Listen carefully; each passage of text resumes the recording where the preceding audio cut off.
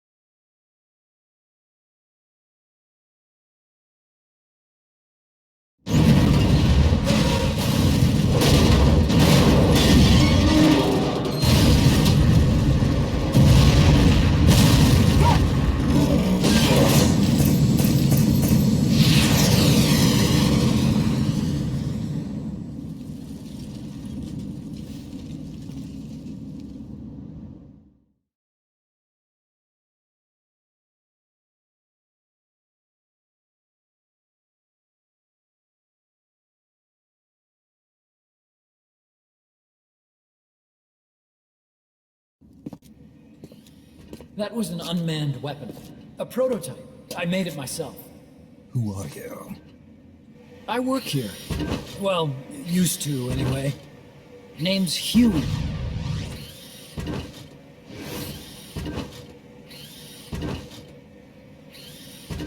And who might you be?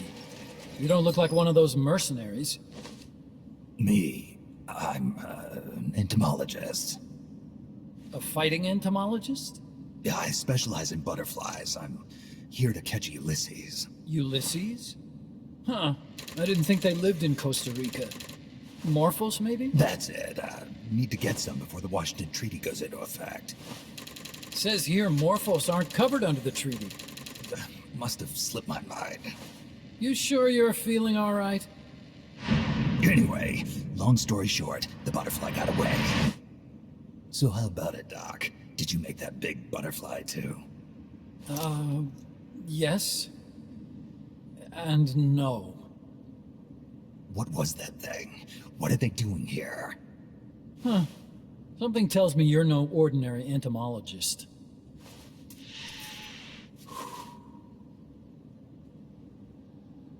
The nukes were loaded on that machine. The project's entering its final phase. Project? That's right. The thermonuclear warheads they brought in, the bases scattered throughout Costa Rica, the mercenaries, the AI weapons, the research we were conducting here. It's all for this.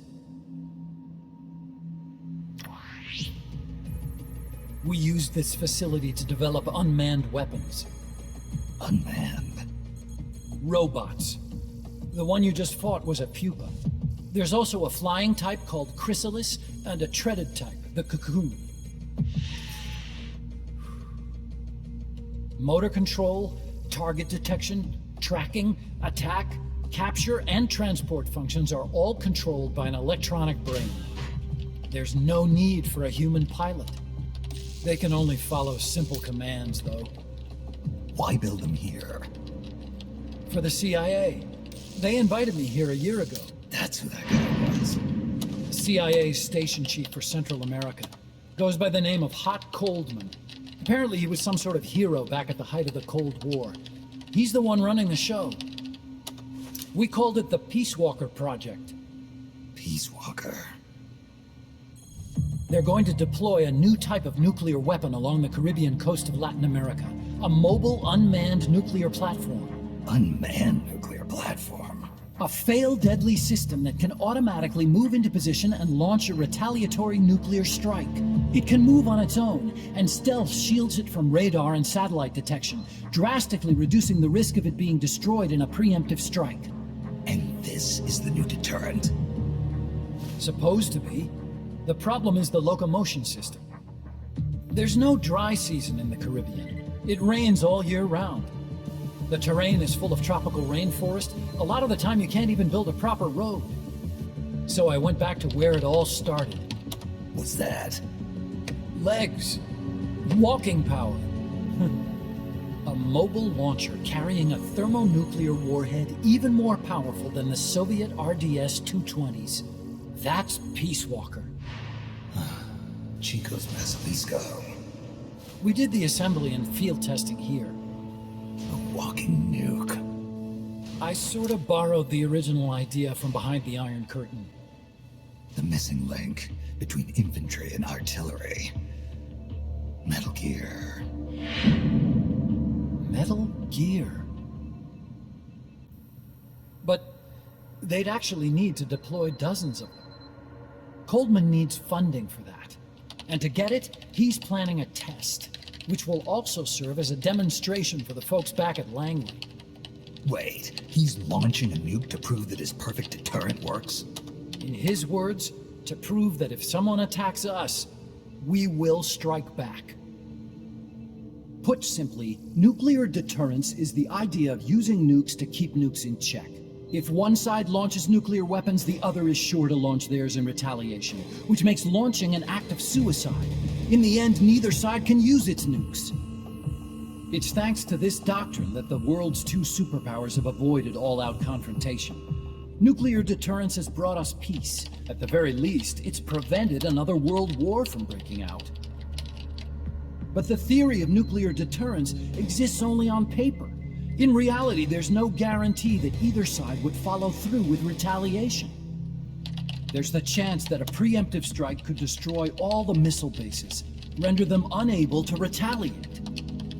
But the biggest flaw in the theory is that the decision to retaliate has to be made by human beings. Let me give you a real-world example. Let's say Country X launches first against Country Y.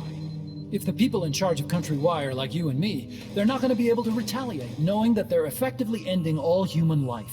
So then the weak link in nuclear deterrence theory is the uncertainty of retaliation. Bingo. And that creates a loophole Country X can exploit to launch the first strike. Which is why we designed the system to be unmanned. With Peace Walker, retaliation is certain. It chooses the appropriate target and launches a retaliatory nuclear strike every time, without needing human input to make the call. Launching a nuclear strike against Peace Walker is tantamount to pushing the launch button against yourself. It closes the loophole in nuclear deterrence theory, rendering our friends in Country X completely unable to launch. What Coldman is saying is that to achieve this goal, we need to demonstrate that retaliation will be carried out by a machine. He will launch his nuke. And then his version of deterrence will be complete.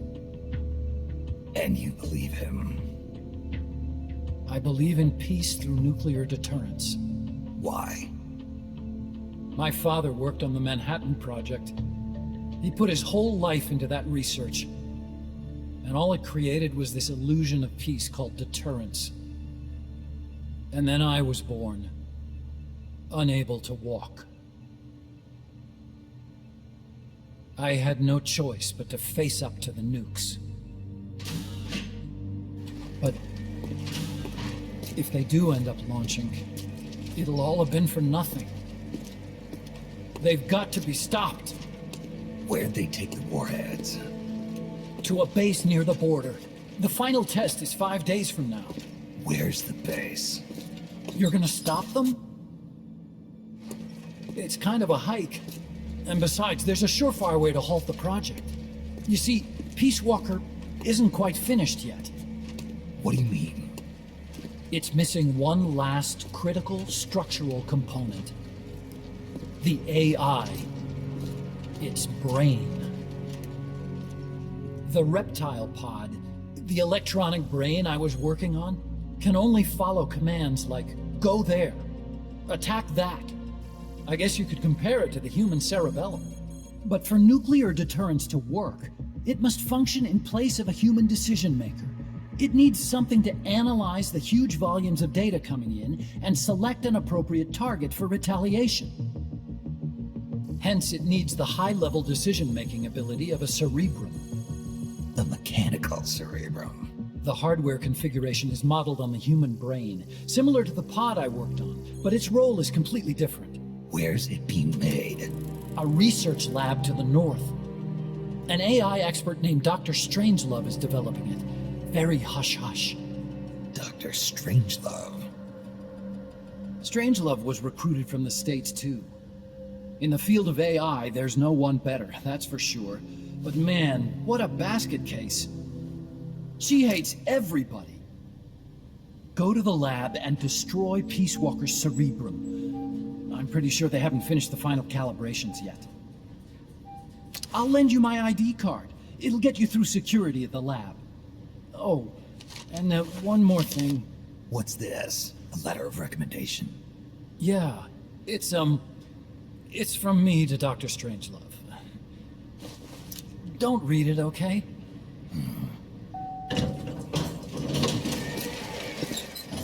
So what will you do now? I'm done with science. At this rate, I'm probably already halfway to hell anyway. Not so fast. Why not join us? Our place is outer heaven. You'd fit right in. Outer heaven? Yeah. I'm probably better suited to something like that than this paradise. Good. You get a free balloon trip for signing up. Enjoy it. You'll feel like a butterfly. You're an agent, right? Who do you work for? Me? I was a Cold War tool, same as you. Now I'm not so useful anymore, so they cut me loose. I don't answer to anyone. Call me Snake.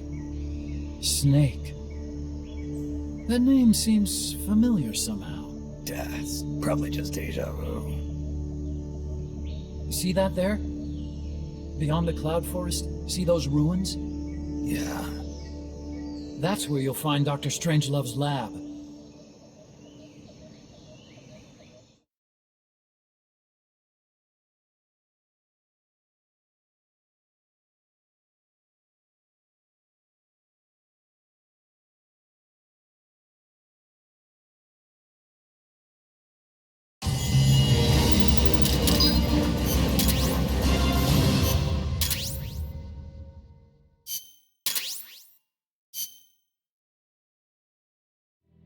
Snake, the doctor's safe here with us. Huey, how are you feeling? Never better. This is quite the pad you've got here, boss. I'm impressed. Call me Snake. Whatever you say. Like it or not, everyone here calls you boss. By the way, if you're at all interested in improving your tech, by all means assign me to the R&D section. I'm pretty sure I'll be of some use. Once we have the necessary materials and blueprints, we can start work on that bipedal mech. I appreciate that, but are you sure you're okay with having your work used for war? I'll be using it to keep past mistakes in check. If I can help thwart the Peace Walker project, I'm happy to do it. Deterrence theory, Huey style, huh? Anyway, if you need any intel on the enemy's weapons or electronic brains, contact me. I've been given my own frequency. Sounds good to me, Doc. I'll do that. Good. Whatever the means, you must put a stop to their plans. Hey, boss. You mind if we powwow for a sec? What now? MSF brand rations? Actually, that sounds... No. With all the men we have now, it may be time we started sending some of them to other countries. You mean dispatching marks? How else are we gonna keep feeding the crew we have? I know. You're right. Okay. To deploy troops, select Outer Ops from the Mother Base menu. If it goes really well, we might even get new recruits, weapon design specs, or leads on new missions. We can deploy any vehicles or large-scale weapons in our arsenal as well. And if things don't go really well? Yeah, we could lose men. I won't try and force you. You're the one calling the shots here, boss.